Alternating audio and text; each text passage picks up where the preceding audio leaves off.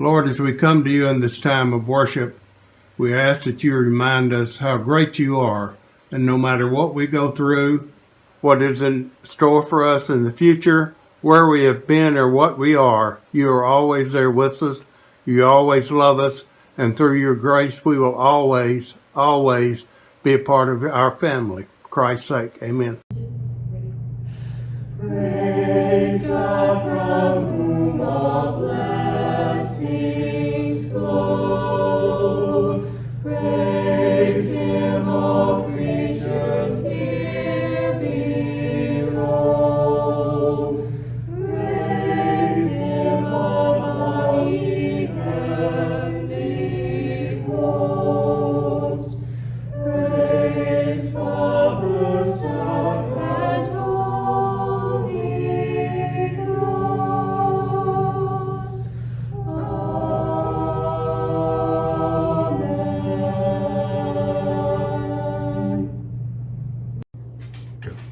Good morning, church family. I'm going to read your call to worship for this week. Pilgrims, we are invited to journey through this season of Lent towards the one who calls us each by a new name. Disciples, we walk with Jesus wherever he leads us, pulling our fears, our doubts, our longings behind us.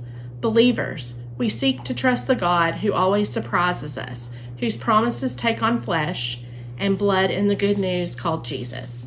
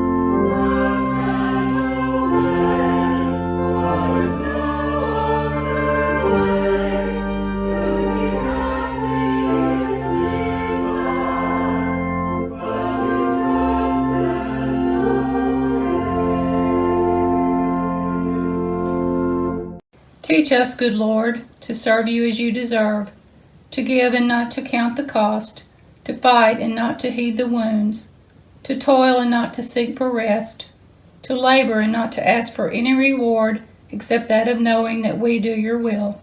Through Jesus Christ our Lord. Amen. Today we'll be reading from Psalm 22, verses 25 through 31. It's on page 753 of the hymnal. From you comes my praise in the great congregation. My vows I will pay before those who worship the Lord. The poor shall eat and be satisfied. Those who seek the Lord shall praise the Lord. May your hearts live forever. All the ends of the earth shall remember and turn to the Lord. And all the families of the nations shall worship before the Lord. For dominion belongs to the Lord, who rules over the nations. All who sleep in the earth shall bow down to the Lord. All who go down to the dust shall bow before the Lord, and I shall live for God. Posterity shall serve the Lord. Each generation shall tell of the Lord and proclaim his deliverance to a people yet unborn. Surely the Lord has done it.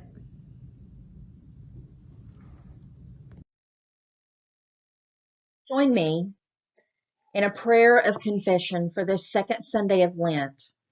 I invite you to participate wherever you are by praying the words in bold. Gracious God, you reached into Abraham and Sarah's lives and asked them to dream the impossible dream, that you would transform what appears to have been a barren and lifeless situation into one overflowing with promise and hope. And through faith in you, they believed your promises. Forgive us, O God, if we never get beyond thinking of your call on our lives as an impossible dream or even as an unwelcome interruption. Faithful God, the Apostle Paul emphasizes Abraham's complete trust and faith in your promise and how he grew ever stronger in faith, fully convinced of your ability to fulfill what had been promised. Forgive us, O God, when we find it hard even to hear your promises above commercial assurances of transformation, promises tempting us to trust the newest and trendiest product to realize our dreams. Merciful God, Jesus revealed the great depth of your love in his determination to defeat evil even when this meant giving up his own life. Forgive us, O God, when we allow the power of evil to flourish because we fear that taking up one's cross would be just too costly an exercise.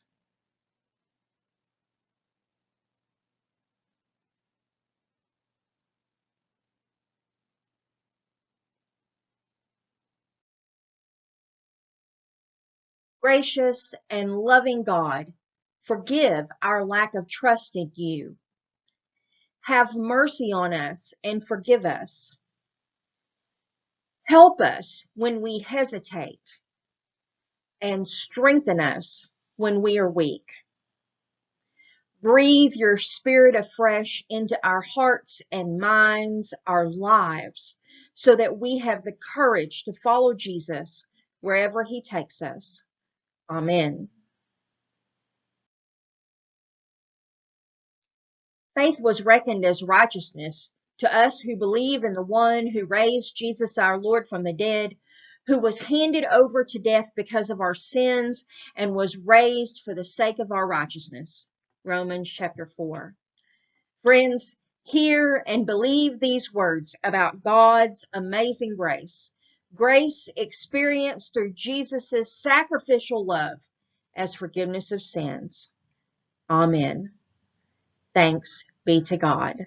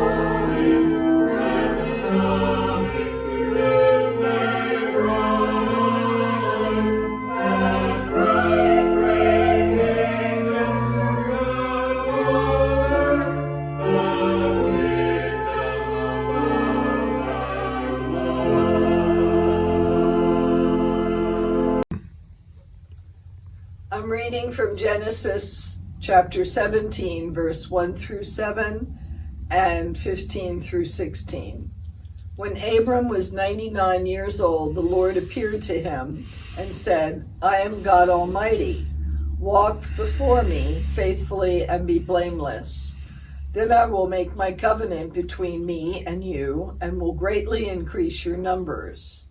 Abram fell face down, and God said to him, As for me, this is my covenant with you.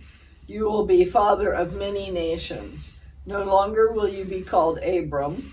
Your name will be Abraham, for I have made you a father of many nations. I will make you very fruitful.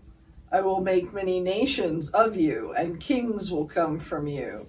I will establish my covenant as an everlasting covenant between me and you and your descendants after you for the generations to come, to be your God and the God of your descendants after you.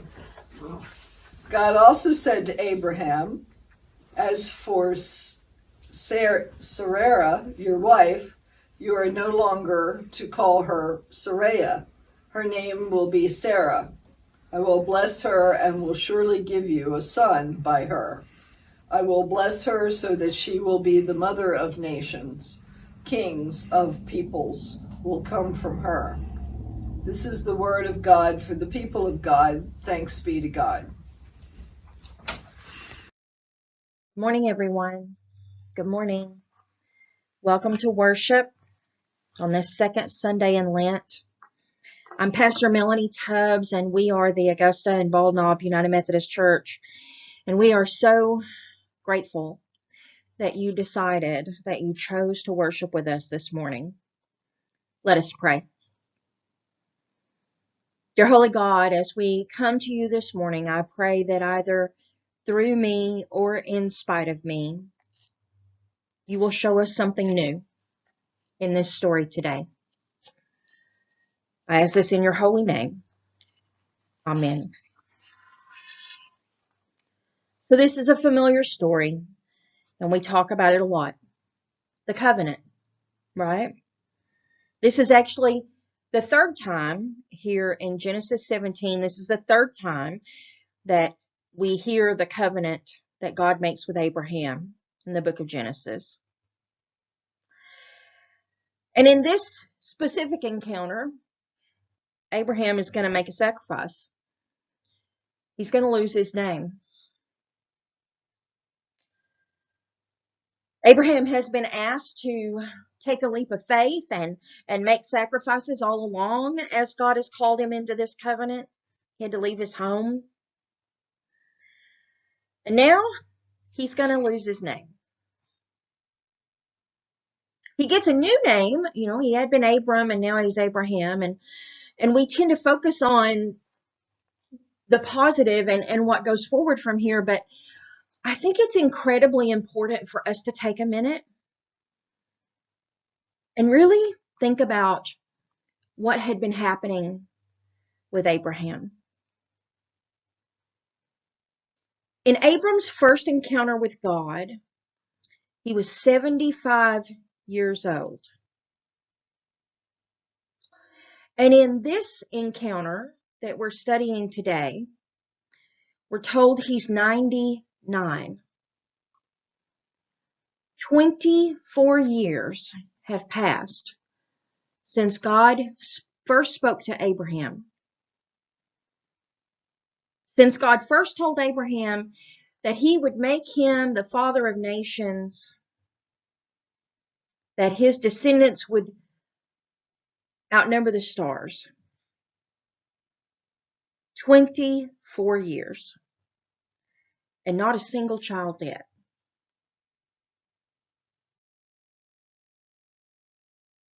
I wonder what Abraham was thinking.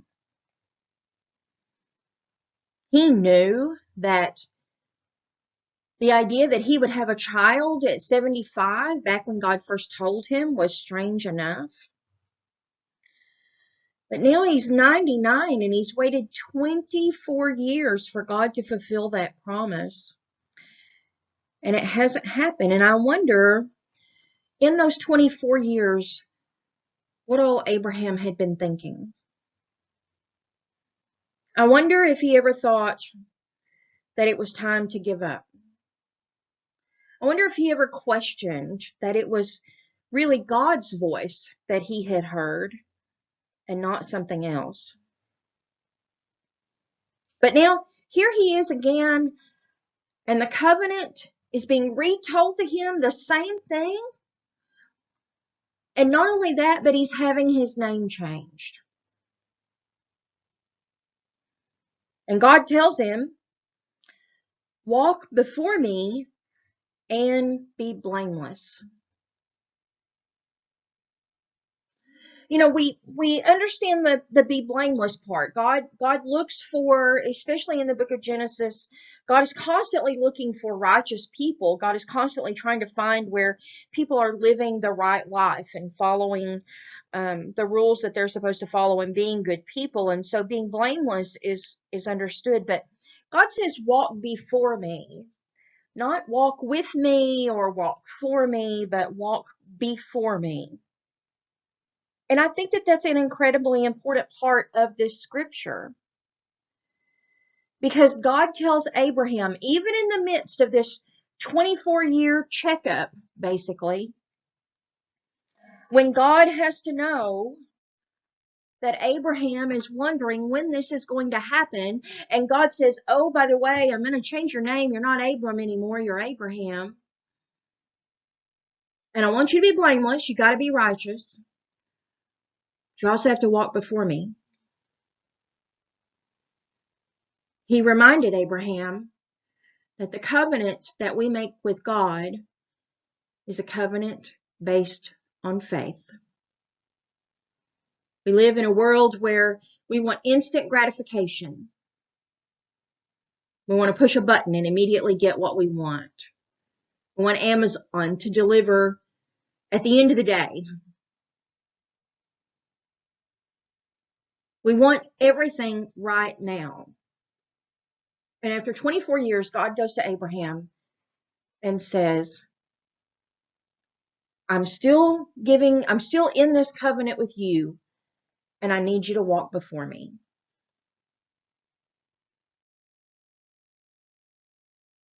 When we walk before God, we walk in faith.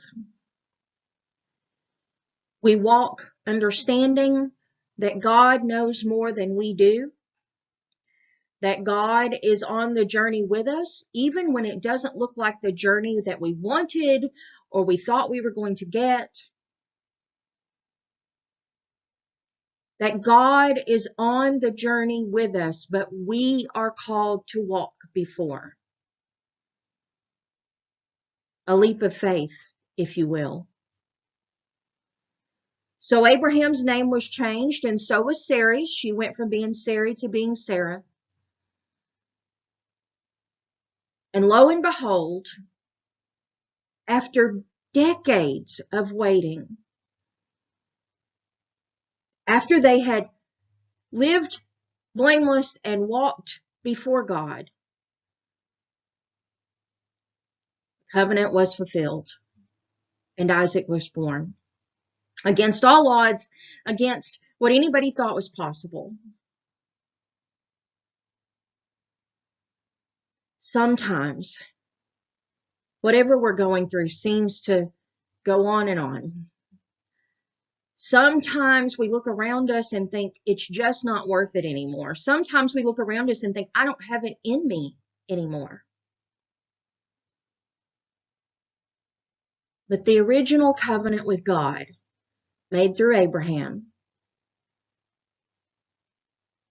did not happen overnight. 24 years from the time God spoke until they saw the fruit of that promise. Walk before God. Walk in faith. Live your life as if you know without a shadow of a doubt that God is there and God will Provide what God promises. Walk before God in faith and in joy. Be prepared for the rewards and the fulfilled promises that lie ahead. In the name of the Father, and the Son, and the Holy Spirit. Amen.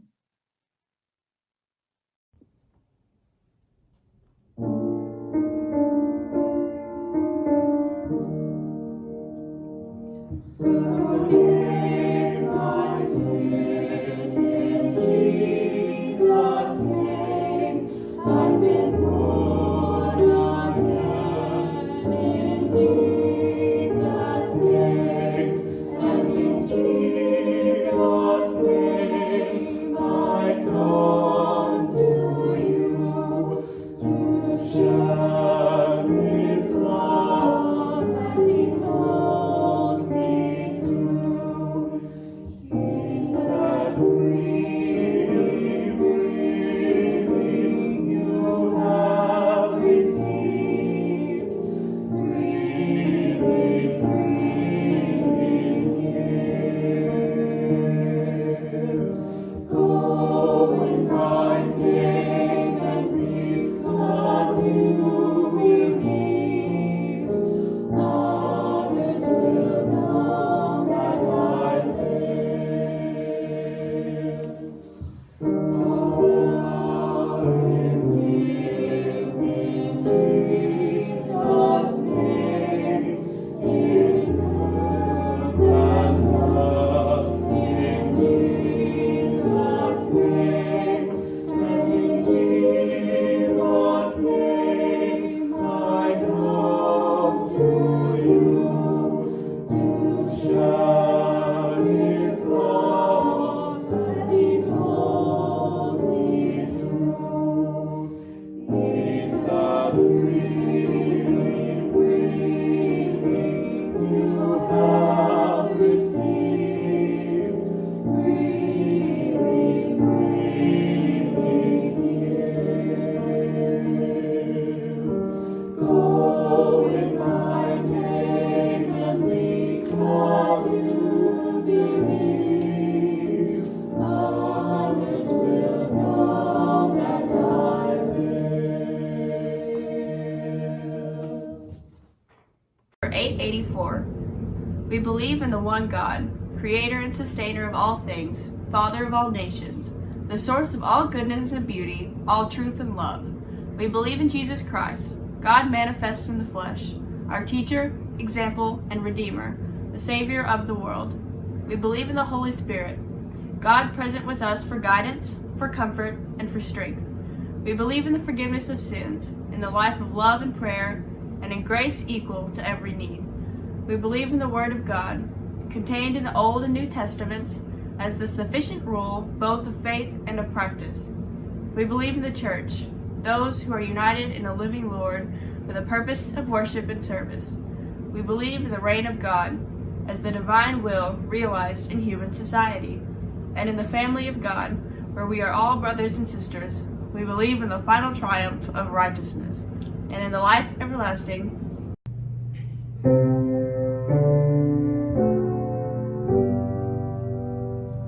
Glory be to the Father, and to the Son, and to the Holy Ghost, as it was in the beginning, is now, and ever shall be, world without end.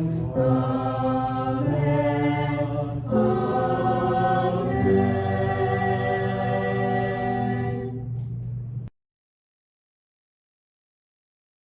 Go in God's power that moves through acts of faith.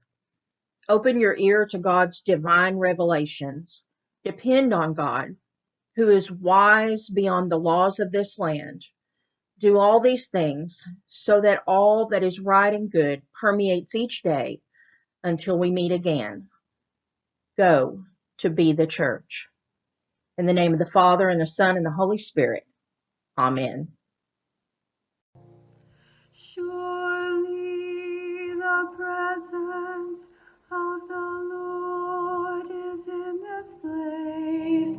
I can feel his mighty power and his grace. I can feel the brush of angels' wings.